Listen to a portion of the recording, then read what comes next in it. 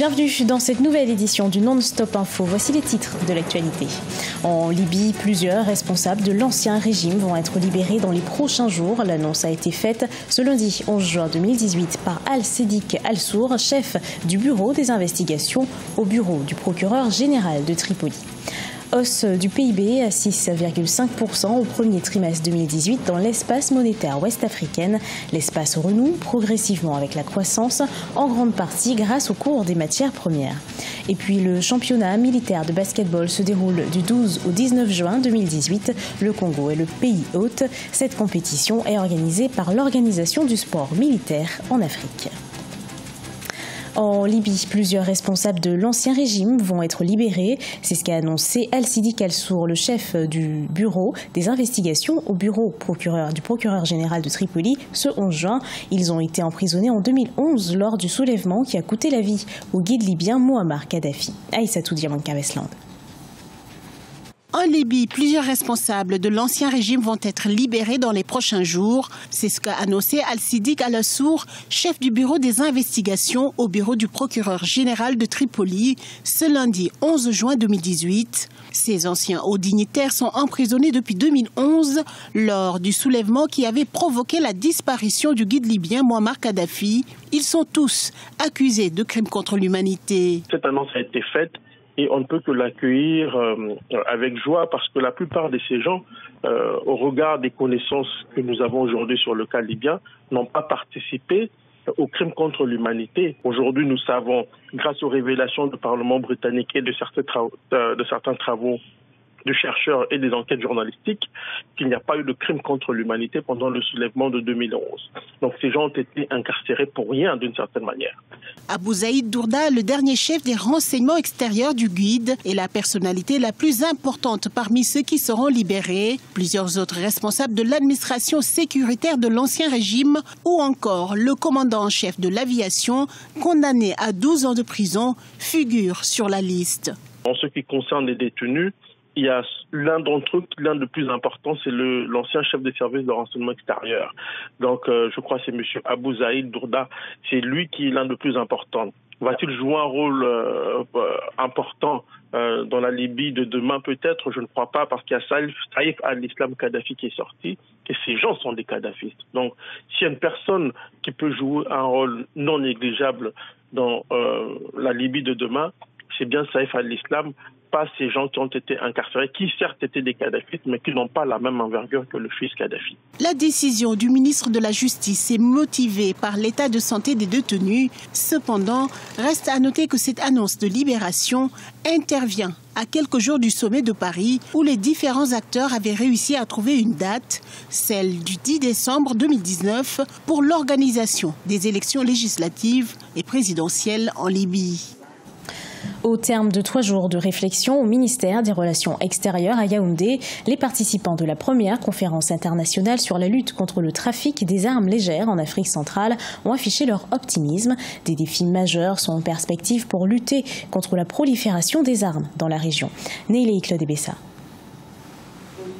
La première conférence des États partis à la Convention de Kinshasa, ouverte ce 11 juin à Yaoundé, présente le bilan de l'impact de la prolifération d'armes légères. Ivor Richard Fung, secrétaire général de la conférence, a fait état de près de 20 000 victimes liées au trafic associé à la circulation illicite de ces armes en Afrique centrale au cours des 10 dernières années. En vigueur depuis le 8 mars 2017, la Convention de Kinshasa milite pour le contrôle des armes légères et de petit calibre.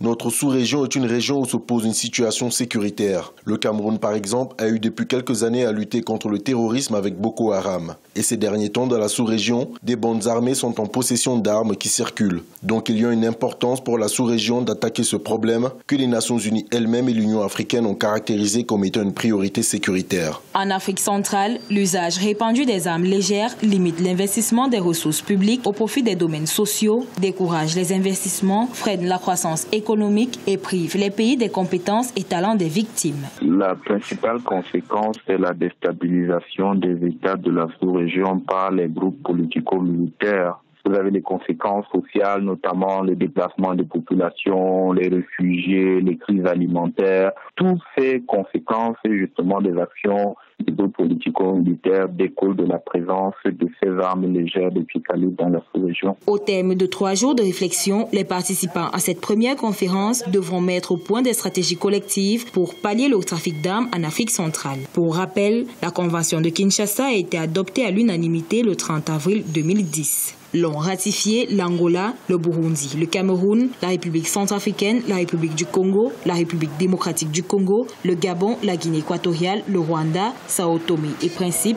et le Tchad. Embellie économique dans l'espace monétaire ouest-africaine, l'activité est demeurée stable au premier trimestre 2018, tirée par la demande intérieure. Le redressement des cours des matières premières y a fortement contribué, mais le comité de politique monétaire appelle à la vigilance des États membres pour favoriser la stabilité socio-économique de la zone. Victoria Sitchi. Selon le comité de politique monétaire de l'UEMOA, Union économique et monétaire ouest-africaine, le produit intérieur brut de l'organisation a progressé de 6,5% au premier trimestre de l'année 2018 contre 6,4% à la même période en 2017. Le comité a également révélé que le déficit budgétaire dans l'Union devrait baisser à 3,8% du produit intérieur brut pour le compte de 2018 contre 4,2% en 2017. L'UEMOA renoue donc progressivement avec la croissance portée notamment par l'amélioration des cours des matières premières sur le marché international. Il faut aussi prendre en compte un aspect qui est en tout cas donc les infrastructures, le développement des infrastructures, qui permet également donc d'améliorer l'environnement des affaires. La croissance est aussi tirée par les ressources étrangères. Une hausse de la croissance, ça veut dire qu'il y a une dynamisme de l'économie. Vous voyez qu'on s'est enrichi, mais il y a beaucoup d'endettement aussi. Regardez certains indicateurs, par exemple, comme le taux d'endettement par rapport au PIB. C'est vrai qu'il y a des investissements, mais il y a aussi une partie qui est l'émission d'obligations, etc., dans des monnaies étrangères qui pèsent aussi par rapport à l'endettement. Donc, ça veut dire qu'il y a des efforts encore à faire.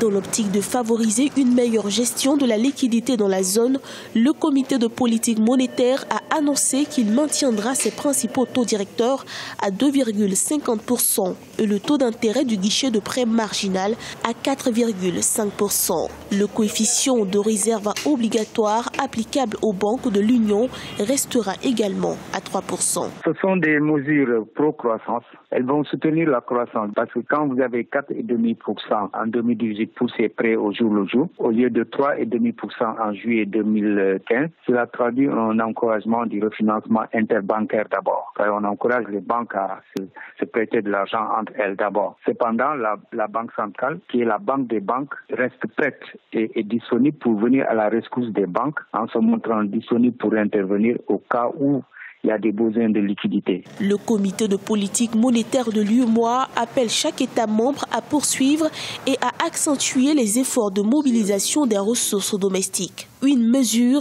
qui devrait permettre non seulement de faciliter l'atteinte de ces objectifs, mais aussi de faire baisser l'inflation à 3% d'ici fin 2019. Pour rappel, au premier trimestre 2018, le taux d'inflation dans l'UEMOA était en hausse de 0,9%.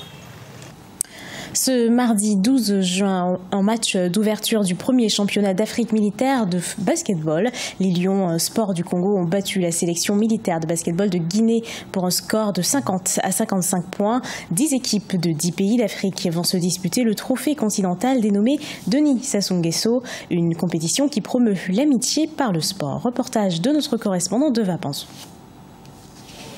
C'est en bon basketteur que le président Denis Sassou Nguesso a donné le coup d'envoi de la première édition du championnat d'Afrique militaire de basketball au gymnase Étienne Monga dans le 5e arrondissement Wenzé. Un tournoi auquel prennent part du 12 au 19 juin 2018 le Congo, pays hôte, la Guinée, l'Angola, la Côte d'Ivoire, le Sénégal, l'Algérie, le Kenya, le Maroc, le Nigeria et le Cameroun.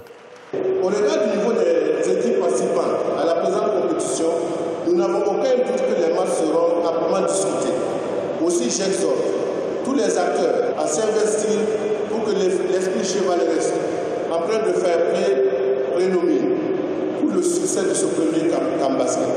Après le cérémonial, le match d'ouverture entre le Congo et la Guinée a été âprement disputé avec plusieurs rebondissements. Les Lions Sports du Congo ont bien débuté la rencontre, mais leur relâchement a profité aux Guinéens qui ont dominé la rencontre jusqu'au dernier carton. Le Congo l'emporte 55-50 grâce à un public qui a donné de la voix. Il fallait expliquer aux joueurs que nous sommes quand même devant notre peuple et il fallait donc qu'ils se surpassent. Les joueurs, vous avez vu qu'ils se sont surpassés, ils sont allés chercher cette victoire vraiment au bout de l'effort. Et c'est ce qui s'est passé.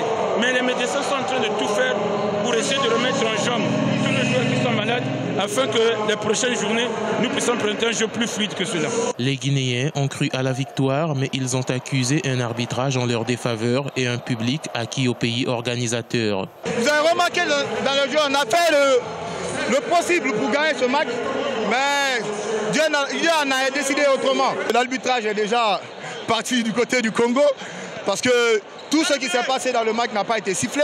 Le championnat d'Afrique militaire est une initiative de l'OSMA. Les 31 rencontres de ce tournoi sont prévues au gymnase Etienne Monga à Wenze et Maxime Matsima à Makelekele. Notons que le trophée mis en jeu porte le nom du président congolais, Denis Sassou Nguesso. Ce journal a été préparé par l'ensemble de la rédaction. Merci de l'avoir suivi. Retrouvez dans un instant une nouvelle édition de l'actualité sur Africa 24.